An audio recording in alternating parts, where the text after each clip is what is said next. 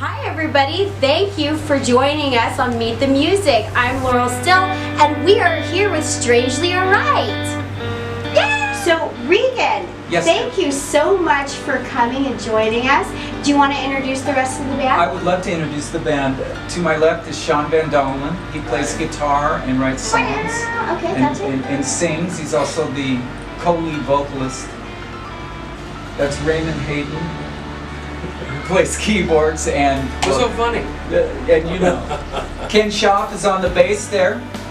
And yeah. And then there's this guy. That's all he does. Jason Bear is our drummer and resident. He keeps us all organized and in line. Nice.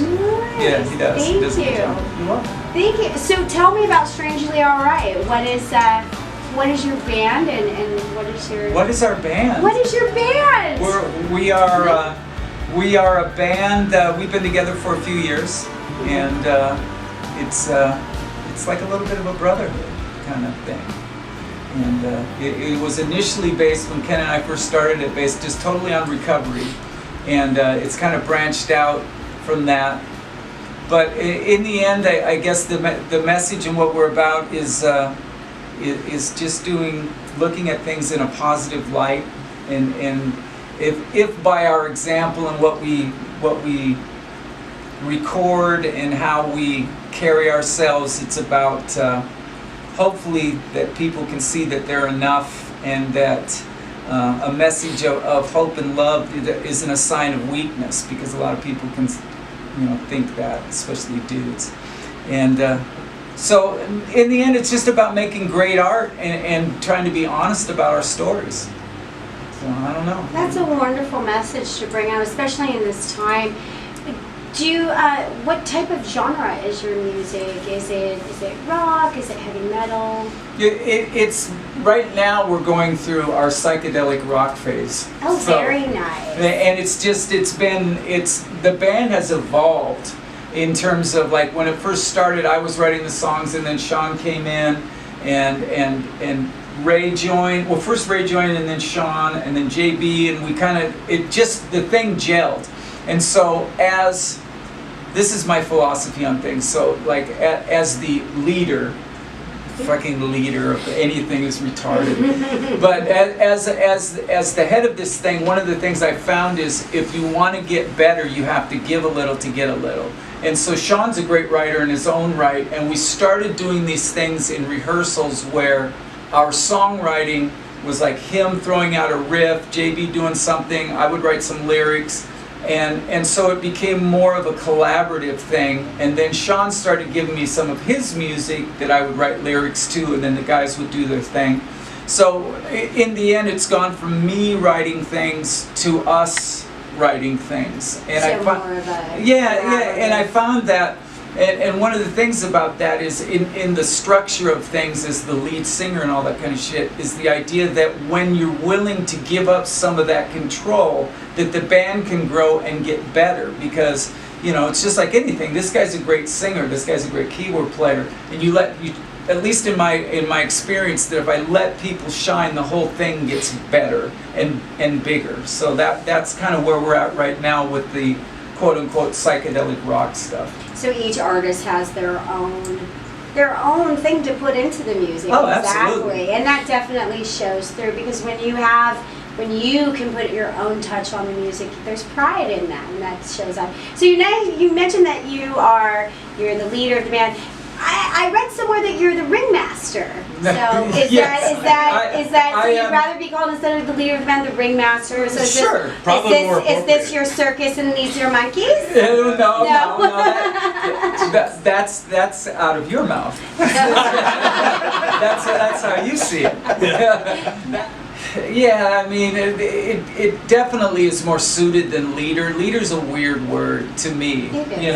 It's like in anything, somebody has to run point on things and the idea, and so that's, in the end, that's what it is. I'm just here, and the guys have all these other ideas, and I try to focus it into something that makes sense, I guess, for me. Yeah, so it's somebody they. But it feels more like about. a collaboration thing. It does. It does. And as it grows too, it's like anything. It's like JB, I have found through our relationship, is super organized and helps us with different things. Sean's super good at production and things, and I'm able to learn from that. We've all learned about the recording process. Those kind of things are what makes a band, and that's one of our big deals for SA is it's DIY.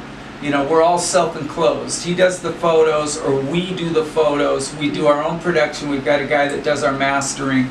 So the idea of needing other people to make us better, I don't buy into that shit. I mean, we're enough and we can do it, and we make really good art, I feel like, just by the self-enclosed thing, and people don't water it down. I don't have anybody going, hey, what do you think about it? It's like, no, we're good. So. That's true, and then you can be truthful to each other. You're not really worried about hurting other people's feelings or whatnot, because you guys are a brotherhood. It's just Ray. Yeah. But, and then you said, and you guys really are. You are a do-it-yourself band. From living in the band house, you rehearse here, you can record here, as well as doing your own media, social media, content, and everything. You guys put that all together. It's very impressive. And that's the other thing Sean does. Ray obviously helps me a lot with the social media stuff. Sean does our videos. Now we're moving toward that, where he's doing his own video editing, and we got a lot of weird geeks in this band, man. People just go down rabbit holes, and next thing you know, they're doing all kinds of different stuff. We're all just creative, and we use all our creative talents to pool together, and that's pretty much it. Hopefully make something that... The real boss behind this band is actually the one who hasn't said much tonight. The bass player? The bass player. The bass player does lay down the line and keep everybody steady. Look at him, for Christ's sake. I know. He's ominous. He's scary looking. Of course we're going to say what he does to do what he says. Jesus. So, and you mentioned earlier that that everybody is enough, that we are enough. And would you say that is the focus, of the message, is that we are all enough? You had mentioned that earlier when we were speaking before. You know what? In my experience, that for me personally, I've gone through things where I didn't think I was enough, and whether it be chemicals or credit cards or whatever, to make myself feel better that I'm okay and that I'm all right, or that I'm worthy. Those things, I don't think I'm that unique or different. So if I feel like that you get to know people and you find out things about people, and I think a lot of us as human beings go through that feeling that we're not enough, that we're, that we should be this, or I should be here in my life right now, or I should be doing this. And I think if anyone's really realistic, at least for me, I'm right where I'm supposed to be. I may not like that, but in the end, that's inside of my little hula hoop. If I want to change shit, it's up to me. So, I like the idea of that being part of our message, that each human being is enough, and whatever that dream or that goal is, no matter what anyone says, go for it. And in the end, there's really no failures if you try. Because if you try and you find out it doesn't work and it's not for you, that just means that you can check that off and move towards something else. So, does that make sense? It's beautiful. It makes perfect You mind if I sense. jump in real quick? Go ahead. Something that is important too when you listen to what Regan's talking about, the message of the band, is he always kind of reiterates to all of us is, when we joke around or whatever, but it's like, we're not trying to tell people how to think or how to change their minds. How do you say it? You say it something like, we're just trying to get people to consider different perspectives. Yep, That's it. Options, Yeah, we're not trying to exactly. force anything down anyone's. I mean, they write the lyrics. Sometimes they change. The names of these songs have changed quite a few times. But it's just trying getting people to listen, enjoy the music, and if they enjoy the music, maybe they'll listen to the words and consider that there's a different perspective, right? Because we're all talking inside our heads, and if we can help change that conversation, Maybe somebody's having that conversation and you're just saying it out loud. You're saying something that somebody's had in their brain for quite some time. If we're lucky, If we're lucky. Well, yeah, it's just like anything. We did a show a long, 4 or 5 years ago. It was outside. It was Meeker's, and I think it might have been like, it was the show that Preston fucking screwed up. Meeker guys. And it wasn't a very good show. The band was new and all that. And so we get off, and this girl comes running up and she said, "Thank God I saw you guys." She goes, I've been sober for 3 days, and I just really feel like I needed to hear that today. Now, it was pretty much basically a shit show, and we didn't play that great and all that. And then you walk away and you go, oh, that's why we were here. That's why we were supposed to be here. And it's like things like that that you can take away. I think if we all choose to be open-minded, you can find those things and you go, oh. Because it's not always about the music, I don't think. I'd love to have it be that. Like, hey, we're so great. But sometimes it's about those interactions with other humans and the things that you say and how you carry yourself that can shine on other people too. So that's kind of the example for me. I always remember that show because I was like, oh. So on that note, let's talk about your music. Let's talk about the songs and the singles and all the great new things that are coming out from you guys. You've got a lot going on right now. So you just released a video last week, correct? Yeah, and a single. roughly, yeah. And you have singles coming out. Let's talk about Okay, those. well, the last single that we did is called Maybe If. And it features some really good, amazing keyboard playing from Raymond, a really cool piano-y thing. And it's kind of a spacey, ethereal thing. And one of the things I'm fascinated with the band too is the idea of, like, you can have a song and you can listen to it and you go, oh, I know what that means. And then you take a visual and put it to the same thing with a different visual, and then the lyrics start to mean something else that you never considered. And so when this lyric video came out, I had reached out to a guy that was in, I want to say Taiwan. The guy did a lyric video, and I said, he goes, what do you want? What do you want it to be? And I said, I just want it to be what's going on, just all of it. And I said, and just do it. Just whatever you feel it is. And so when it came out, it was like, to me, that video at first was like suffocating. I was like, oh, we can't put that out. It's just too much.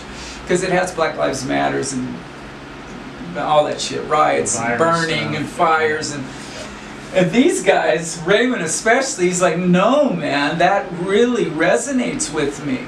And I think what happened was I was just on, for myself personally, on overload with Facebook and all the shit and all the stuff. And so that was at a point that I had to just back away from that. Right now I just asked my wife, I was like, so what did they say today? But I mean, actually, and that's being kind of facetious. Yeah, I look into it, but I don't. I found that if I go down the rabbit hole, it can actually change my mood for the whole day. It's really just so friggin' weird, man. It's like, it is. but I revisited that, and everybody said, they're like, no, man, that's really good. And so I revisited it a couple weeks later, and I was like, oh, it feels different now, which is another example how things can stay the same, but what changes is internally how I feel about it, or you do, or whatever.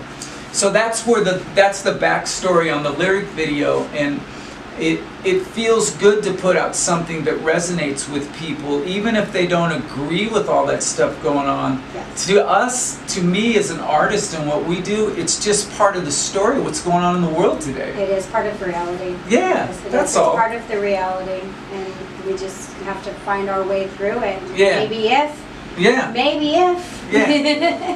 you'll Yeah. find something. And so you have, and then you guys actually collaborated during the quarantine, Mhm. where you got together and you were recording separately, correct? Yeah. And that actually did something, to really help your do-it-yourself kind of thing, to where now you don't even really have to meet that much anymore to record. If you don't have to, you just lay it down and send We it to still somebody. do. We still Oh, do. yeah. We still get together once a week at least. Once a week, At at least. Just even sometimes, just to sit down and watch a Beatles special. That's it's awesome. It's important for us all to hang out as a band. It's important to be It in is. a band. And I hear that it's really difficult for, people to get together, so you found that, you guys prioritize the band over other things in your life? Well, or- we waited, to be honest, we waited with the whole COVID thing because everybody, at least, and including me, everyone went through different levels of fear about it. Yeah.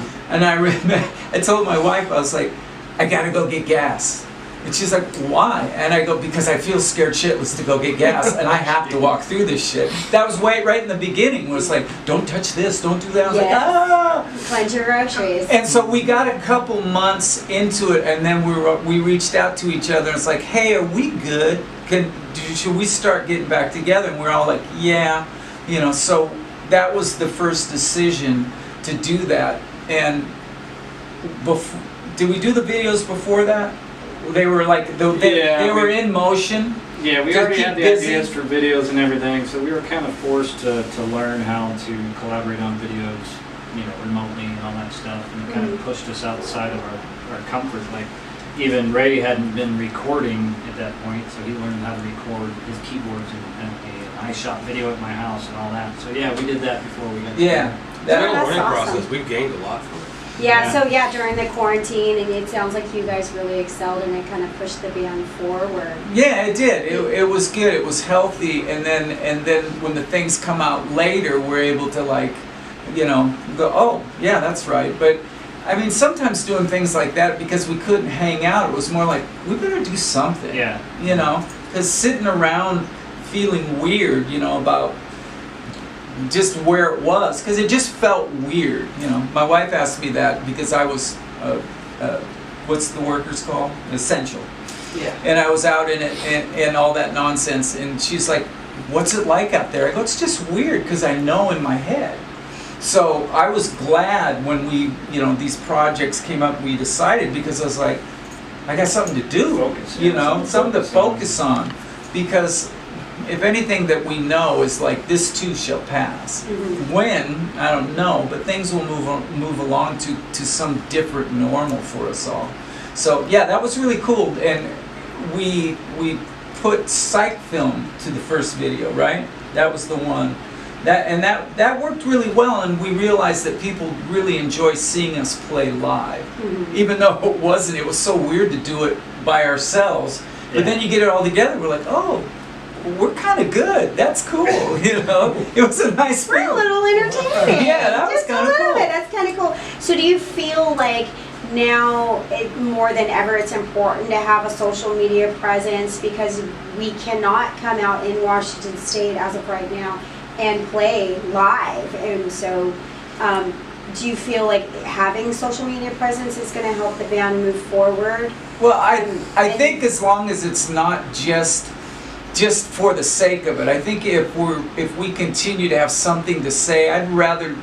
I told Ray this recently, that less is more for how I feel about posting, because you can go boom, boom, boom, and then you're just part of that noise, and it's like Okay. So, but I believe that if you have things to do, and one of the things we've talked about is like, do we want to do a live thing, like a live thing? But I'm like, ugh, because it's just I see live things come by and I just go, Yeah, that, you know, for so whatever reason. so what I feel like for us, or for me, is like, I'm talking about, I'd like to do some type of circusy thing that's like, that you watched and you go, oh shit, I've never seen anything like that. And, like, they only did 4 songs, but that was weird, like jugglers or clowns or monkeys. Yes. See, I'm telling you, the monkeys might be making a thing. If Yeah. I see a monkey at the next show, I know. I think about the Wizard of "Oh, Oz when we talk about I know, monkeys. flying monkeys. Those are freak me badass. out. Well, Flying monkeys? If we give them a horn, will it make it better? Yes. Yes. Yes, I love it. We'll do that for you. We'll just blue horns on.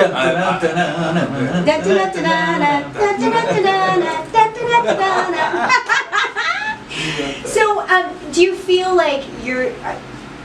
Some bands are actually touring right now. Yep. They're actually leaving the state and going other places. Is that something that's on your list to do within the next couple months? Do you have No. any gigs? No gigs whatsoever. No, and it's got nothing to do with COVID, probably more to do with our lives. You know, Okay. like, I've got a 12-year-old and she's in school, and I run point on the school shit, and they've got jobs and gigs. And see, if I'm really honest, I look at some of the things that people are doing, and I don't want to go. I think it's cool that people choose to do what they want to do, but I don't want to drive across the country to play for 25 people. Yeah. You know, and I get it, cool, and if it creates that vibe, but I think that time better spent on the music right now for us is the healthiest thing. And so, and that's just me and my intuition. So, I mean, I couldn't give you a good, I don't think there's a right or wrong to that kind of thing. No, there's not. It's all, works it's for all, people. yeah, it's all a choice. But that I I've seen. really, like for us, with the next single that we're doing, Alien Lover, that Sean wrote, and then I helped out, now we've all collaborated on it. We'll do that, and then we have another couple songs to finish, and then we plan on putting vinyl out sometime next year. Jason and I have been researching that. Nice. So yeah, that would be cool to do a 6-song. We have 6 songs that of all these singles that we're doing, and one of the beautiful things about different mediums is all 6 of those songs that are released as singles, when you put them on vinyl, there will be hundreds of people that will go, I can't believe these new songs, they're so amazing. So they get a second life. It happens with videos too. Yeah. When you do a song and then you put it in a different, like a lyric video, or then you do a live video, it really, as we say, it gives it legs. So it gives people more of an opportunity to take a look at it or Yes. get drawn into it. Yeah, expand the imagination, give it a new focus. Yeah. Definitely. So you want to, so do you think, coming back into the studio and just really, working on that, and you're only releasing singles, so no albums? No, but the album will come, but it'll be a yeah. compilation of the singles. Yep. Yep. Yeah, I've heard that that's actually a smarter way to do it. Nowadays, they're not doing albums. They wait until the fans basically say, we want to buy, and then they'll put it out. And I grew up in the era where singles, let's date to myself, but whatever. It's like, that was like a little piece of art. Mm-hmm. And that's the one thing I like is when we do singles, we create artwork. We got a little backstory about it, and so each thing is its own little separate thing. Little baby. Well, if you go on our Spotify page, you can see the art is all separate, and there's different stories and stuff. So, thank you so much. Oh my gosh, this has been a great interview. I'm Laurel Sill for music for Lujack Promotions, and we are in the Strangely Alright studio. Thank you so much, and we are going to be able to find you guys on... You can find us on iTunes, Amazon, all the usual places, and we actually make the most money from Bandcamp, which is so strangelyalright.bandcamp or whatever it is. Just put in our name, Strangely Alright, and then we have a website, strangelyalright.com, and you can find merch and all that groovy stuff. T-shirts, shot glasses, anything you like. Coffee cups. Coffee cups. Yeah, pretty cool coffee cups. So yes, those are the places you can find our music. Wonderful. Thank you very much. Thank you. There's nothing left